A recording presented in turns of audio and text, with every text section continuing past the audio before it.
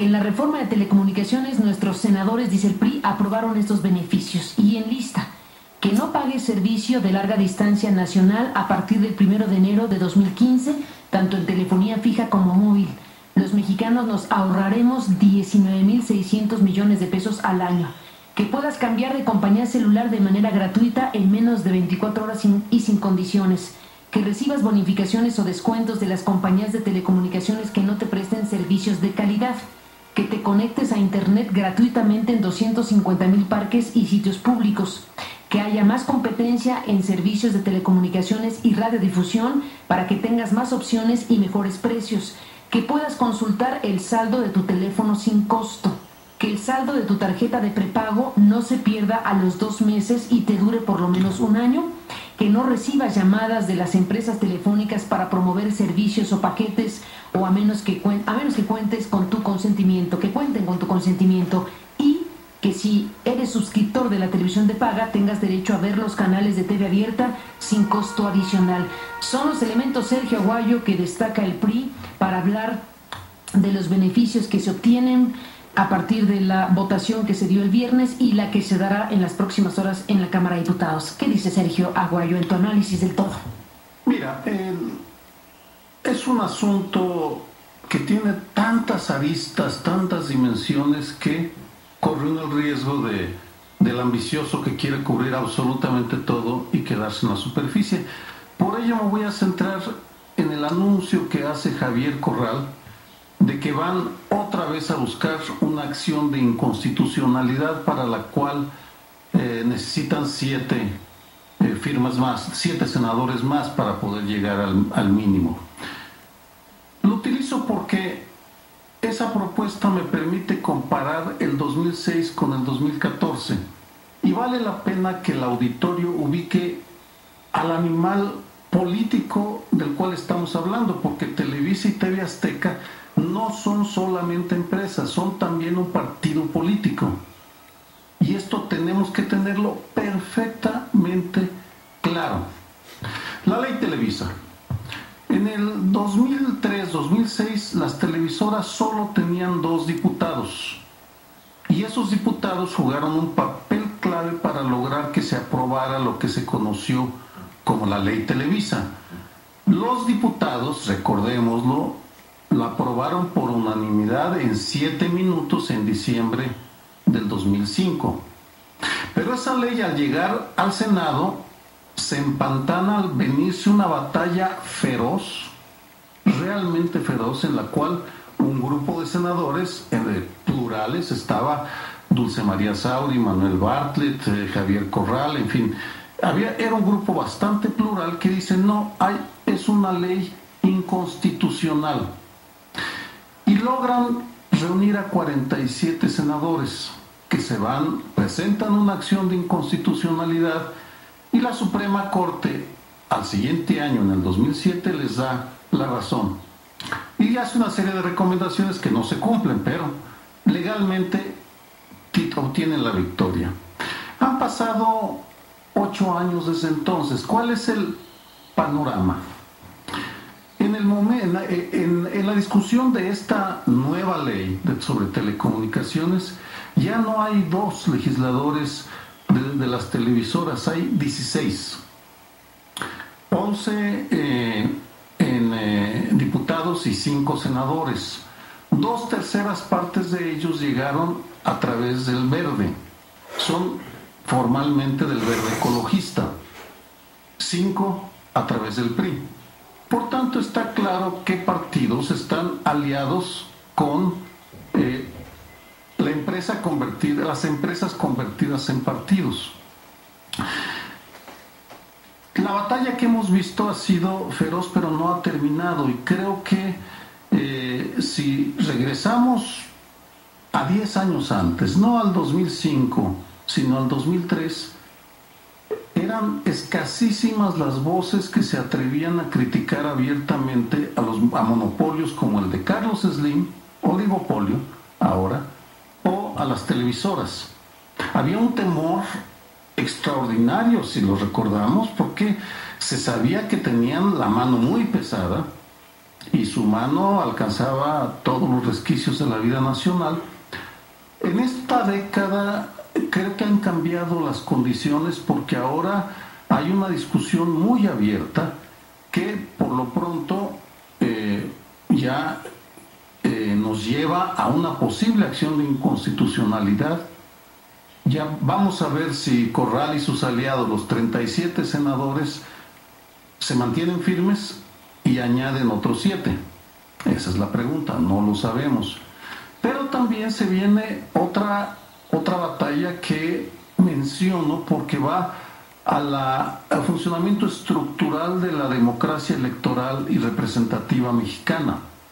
En el 2015, las televisoras volverán a presentar candidatos y candidatas, y de ser así, ¿a cuántos presentarán y bajo qué siglas, qué partidos?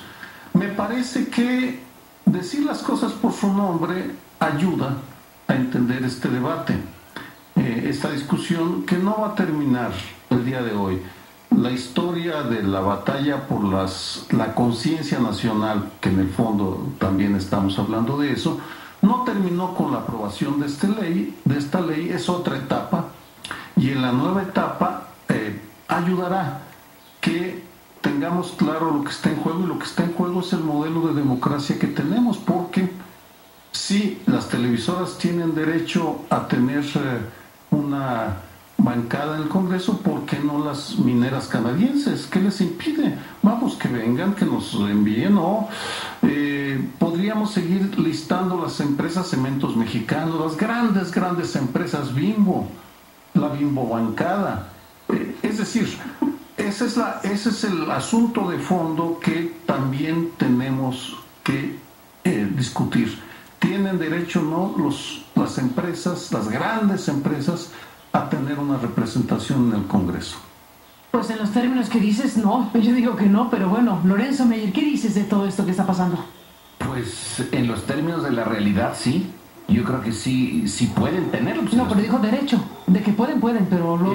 sí, no está prohibido del todo que empiecen a tender sus tentáculos estas grandes concentraciones de dinero para, desde luego, no se van a poder en principio exceder en su ayuda a quienes vayan a hacer su Bimbo bancada o su minero bancada, etcétera.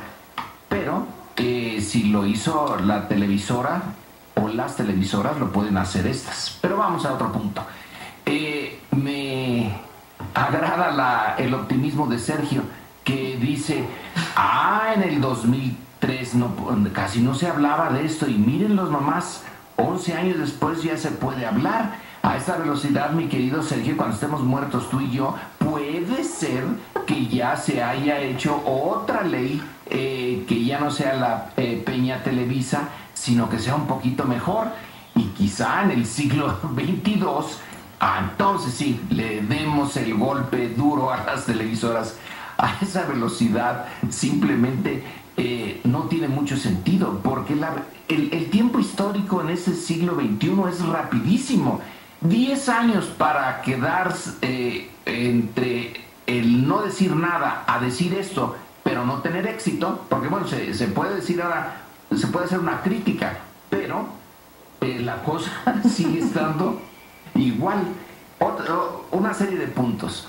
Este papel que está jugando Javier Corral, decías en uno de los intervalos, que es interesante porque es el único senador que realmente está dando la batalla. Se parece mucho al que tuvo Porfirio Muñoz Ledo en esos primeros momentos, cuando aún el PRI todavía dominaba, y que él era el único senador realmente capaz de articular una oposición a la fuerza que todavía tenía el PRI como partido de Estado y fuerza dominante, y un solo senador, Porfirio, puso los argumentos que nadie le pudo rebatir. Ahora, eso no significó que sus compañeros senadores votaran como Porfirio quería, pero simplemente está tan débil la posición del PRI en aquel entonces, que uno solo bien armado argumentaba bastante y les daba batalla a todos. Javier Corral es ahora el que en materia de discusión de argumentos está, bueno, no tan solo como estaba Porfirio entonces, pero sí es la voz más articulada, y esto muestra que uno se puede tener razón en los argumentos lógicos y perder políticamente todo, porque hay otra lógica, y la lógica que aquí veo, Manuel Camacho en su artículo del periódico Hoy dice, es que el presidencialismo antiguo se está volviendo a reeditar, a revivir. Creo que ese es un punto interesante. Hay algo muy profundo en esta capacidad de Peña Nieto de controlar a su bancada. La controló pues como se controlaba hace 20, 30, 40, 50 años. ¿Cuál es la diferencia? La diferencia es que ahora los partidos de relativa oposición, porque de oposición yo no veo a ninguno, pero de relativa oposición, PRD y PAN existen, pero la línea que tiene con su partido es el mismo partido de Estado, que ya no tiene la capacidad de antes, pero las ganas no le faltan. Otro punto que puede verse aquí es esta división del PAN. El PAN se divide y hay un grupo que está cercano a Felipe Calderón, que uno diría que en paz descanse, pero no nos deja descansar en paz. Y esto tiene el mismo aire de concertación que ha venido teniendo desde los años, fines de los 80s. La necesidad que van teniendo el PRI y el PAN de apoyarse mutuamente en momentos clave. Cuando no es tan importante, saca el PAN las uñas y se enoja y hace aspavientos y denuncia y saca, como en el caso de Veracruz, cuando sacó el video en que la gente del gobernador y de Rosario Robles estaba interfiriendo en las elecciones, pero luego se calma. Y aquí es una parte del PAN, digamos que del PAN histórico, antiguo, pues a eso pertenece Felipe Calderón. Es el mismo papel que jugó el jefe Diego, de darse apoyos mutuos y mantener en realidad el gobierno de una parte fundamental en el PRI y los cachitos que va dando el PAN. Se está volviendo a reeditar en este caso tan importante de las no reformas en contra de los monopolios. Y otro punto interesante es que si uno aceptara a Marx totalmente, pues quien tiene la burguesía que tiene más dinero, más poder, pues es la que se impone. Y resulta que Slim es el que tiene más dinero, porque se lleva pero de calle a las dos televisoras y a todas las familias que están en las televisoras. Él solo. Ya no será el hombre más rico del mundo, pero no está muy lejos de serlo. Y sin embargo, a él sí la reforma le toca. ¿Cómo explicar eso, Carmen? ¿Cómo explicar que el personaje y el interés económico más fuerte de México no haya tenido el lugar que ahora tienen las televisoras? Porque las televisoras se pudieron defender mucho mejor. Es más, no les tocaron nada. Con eso lo que estamos viendo es, como ya se dijo en el caso de Denise y Javier Corral, hasta se les dieron más cosas de las que necesitaban. Ellos habían pedido X y les dieron X+1, como un regalo todavía. Bueno, ¿y por qué este grupo sí lo puede hacer y Slim, que tiene más recursos, no? Una respuesta es que hay algo cualitativo en la televisión que no tiene Slim, y es la capacidad que esa televisión tiene de ser un instrumento político directo, de meterse en la mente de los televidentes, de los mexicanos, y de manipularlos. Eso Slim no puede.